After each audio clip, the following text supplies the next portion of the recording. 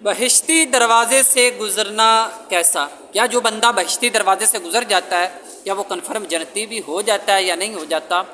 اس حوالے سے بہت سے لوگ تشویش کا شکار ہوتے ہیں اور ان کے دلوں میں یہ وسوسے آتے ہیں، یہ کیسے ہو سکتا ہے؟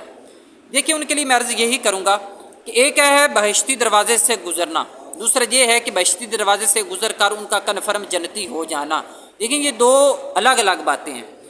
جہاں تک پہلی بات کا تعلق ہے کہ بہشتی دروازے سے گزرنا، یہ بالکل جائز ہے، اور جو بندہ بھی بہشتی دروازے سے گزرتا ہے اس کے دل میں یہی ہوتا ہے کہ میں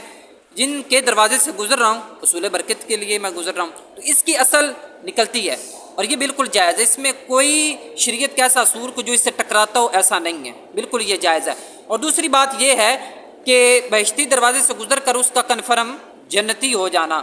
تو دیکھیے اس میں یہی عرض کروں گا کہ ہمیں افراط و تفریط کے درمیان متوسط جو راہ وہ ہی اختیار کرنا چاہیے، نہ ہمیں تفریط کا شکار ہونا چاہیے، نہ ہمیں افراط کا شکار ہونا چاہیے۔ متوسط یہی ہے کہ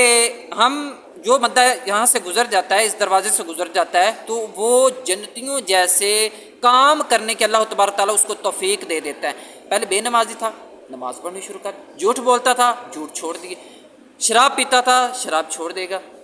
یہ اس کے لیے ہے، نہ کہ یہ کہ وہ کنفرم جنتی ہو جاتا ہے، نہ یہ کہ اس کا گزر جانا یہ شرک ٹھہرے گا، نہ یہ شرک ہے، نہ یہ کنفرم جنتی ہوتا ہے، بلکہ اصول برکت کے لیے گزرا جاتا ہے، اور اصول برکت کا بھی تقاضا یہی ہے کہ اس کے لیے یہی چیزیں ہوں، اور اللہ تبارک و تعالیٰ اپنے پیارے محبوب کے صدقے جو صاحب مزار ہوتا ہے اس کے صدقے اس بندے کے اندر یہ توفیق رکھ دیتا ہے کہ وہ پرانے جو گناہ ہیں ان کو چھوڑ کر ان کو توبہ طائب ہو کر وہ ثواب اور نیکی والے کاموں کی طرف گامزن ہو جاتا ہے۔ اور مزید تفصیل کے لیے اگر آپ کو چاہیے، آپ نے مزید دلائل لینے ہیں، تو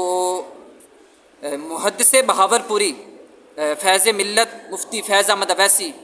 رحمۃ اللہ تعالی علیہ کی کتاب ہے، رسالہ یہ بہشتی دروازے کی حقیقت، تو آپ اس کا مطالعہ فرما لیں، اور دیگر کتب ہیں جن کے اندر علماء نے کلام کیا ہے تو آپ اس کو پڑھ سکتے ہیں۔ والسلام۔